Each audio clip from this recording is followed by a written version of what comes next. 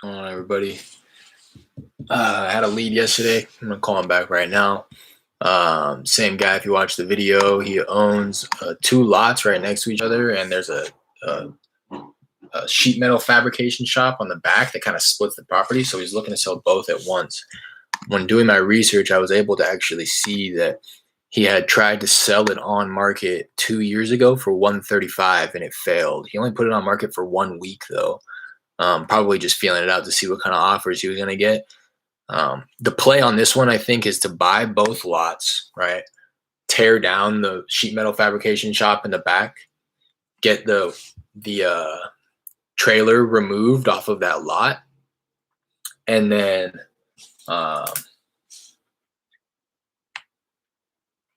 get that trailer removed off that lot, and then put up a new house, actually, a new construction play right here on, and treat this just kind of as a lot. So for us, we would be looking at it like the cost or the price of a vacant lot plus the cost of getting it build ready. Actually, some taking into consideration some demolition, being that sheet metal fabrication shop in the back there, and then getting that trailer removed.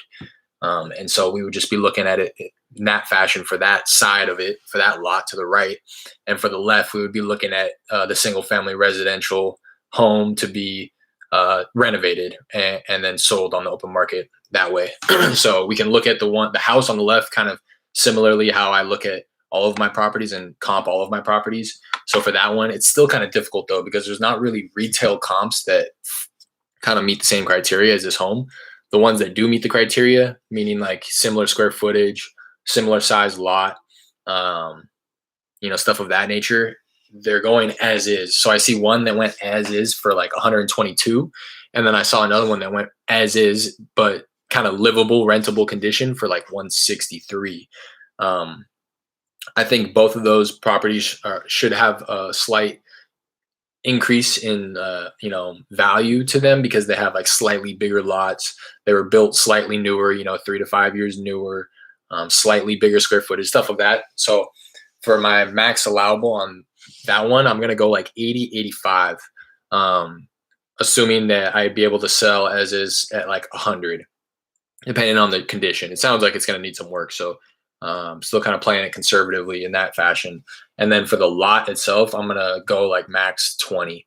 I think the new construction in the area is going for like 225. There's one property that was built last year and sold last year for 225 on a similar size lot. It's actually a smaller lot. So I'm gonna look at taking 15% of that, which is like 33, 34, and then taking into consideration like 15,000 in demo, and then a small wholesale fee. So I should probably only go like 15,000 for that, to be honest. But I'm being conservative by taking 15% of that new construction cost. I can go probably upwards of like 17 to play it safe. So I think an investor, if it was just a bare empty lot ready to be built upon, would probably pay like 38, upwards of 38,000. So then to consider, 15,000 in demolition and to get the lot build ready, we're at like 23, and I'm cool with taking just a small assignment on the lot of land, being like a three and a quarter thousand assignment fee on that one. So my MA on that one, I'm comfortable at 20,000. And then for the lot with the actual house on it, I think I can go upwards of like 80, 85. So I'm going to call him back, try to get him on the line and keep him under like 100,000. Again, I saw that he listed it on market for 135.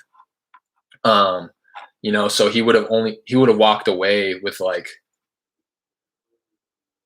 what, like 6% plus closing costs and any fees that popped up. He would have probably walked away with like 125. So I'm hoping that like just a smooth, easy process. And had he actually sold it at that price, I wouldn't be offering, you know what I mean? Like, so I know that he's expecting at least 125. Hopefully at most 125, I mean, because that's exactly what he wanted in the first place 2 years ago. So, 125, I'm coming in, I'm going to try to come in like $30,000 lower than that. And I'm hoping that that's enough to just be able to provide like a smooth, easy process for him. And I'm going to try to dig a little deeper on the trailer. to find out if somebody actually lives there. Because if somebody does, hopefully I can maybe solve some problems as well. With somebody living in there and may need some help moving and some moving assistance or whatever. So I'm gonna give him a call, try to get him on the phone, see if I can catch him at a good time, and kind of deliver my offer the way that I just did to you guys.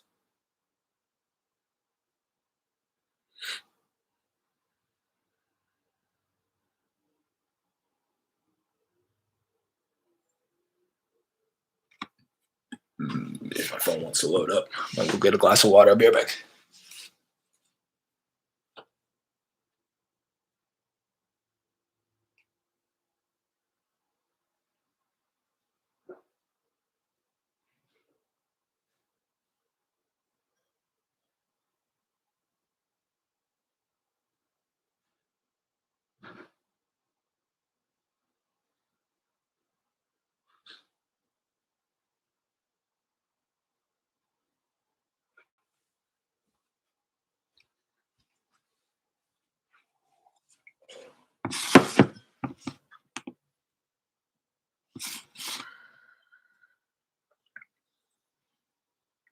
'All right.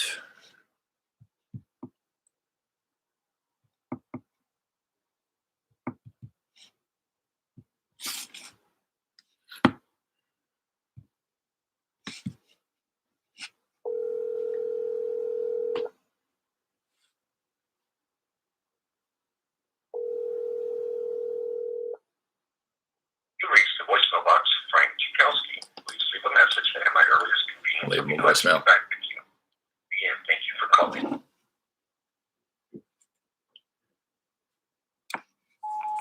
Hey Frank, this is Derek.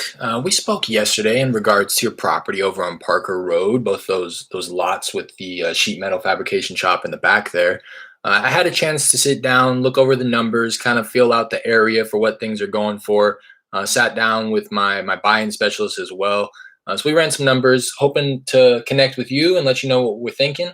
If you could please reach out to me at your earliest convenience, it would be much appreciated. My direct line here is 832-324.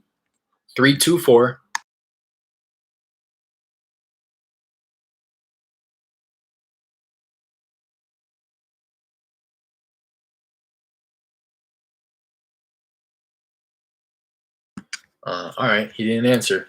So let me call. Might say dial and left voicemail. Like I said, he has some sentimental connection to it as well. It sounds like he grew up in the house. Um, so it's one of those where I think it's going to be a little bit more like wishy-washy, if that makes sense. Like it's emotional for him. And I think that he has his brother or something like that living in the trailer. If I remember him correctly, him saying that. Um, but yeah, that one's gonna be that's a good lead, but it's kind of wonky because of that shop in the back that was built on the property line. So it's weird. It's like I don't want to like let him. It's like I have to be honest with him and tell him like this is would likely be the play for us. We would likely tear that shop down in the back, and he probably doesn't want to hear that, right? Because that's was his dad's shop. His brother worked there at one point. It sounds like he might have worked there at one point as well. So there's like sentimental value to all these things, and it's hard, I think, for sellers sometimes to look at things objectively, like the way that I would have pitched it, and maybe that's something that I can like mull over and think about how to present that a little bit more compassionately and empathetic. Because again, like the play for I think any investor right here would be to take the lot and to just clear it out and do new construction. Personally, because again, it has to be a 2-for-1, um, or else you're going to get into the issues. Or I mean, nobody's going to want to buy it that way, anyways. The issues get solved when you take down that shop that's inconveniencing your ability to do one thing or another to either one of those lots there. Here, oh no, this is so that's it. I got to take this phone call. Appreciate you guys. Till the next one. Peace.